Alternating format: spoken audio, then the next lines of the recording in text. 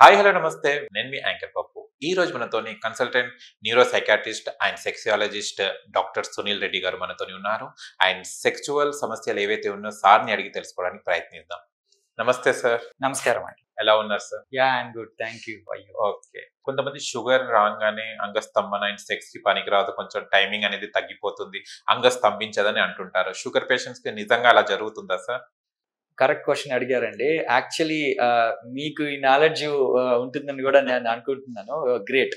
Actually ప్రతి sugar పేషెంట్లో కాకుండా ఒక 60%, అంటే 100 మందిలో షుగర్ వస్తే 60 మందికి ఇలాంటి అంగస్తంభన లోపాలు వచ్చే ఛాన్సెస్ ఉంటాయండి.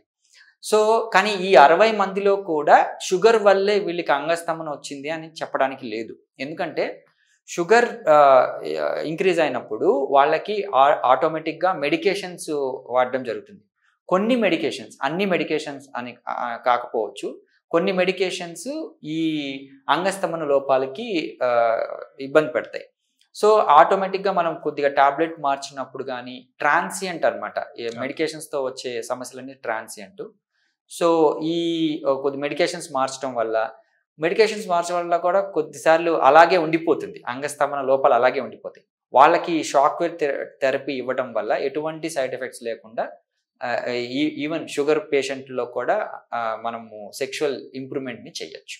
Okay sir, thank you so much sir. చాలా విషయాలు తెలుసుకున్నాం. అండ్ మరో వీడియోలో కలుసుకుందాం. Thank you sir.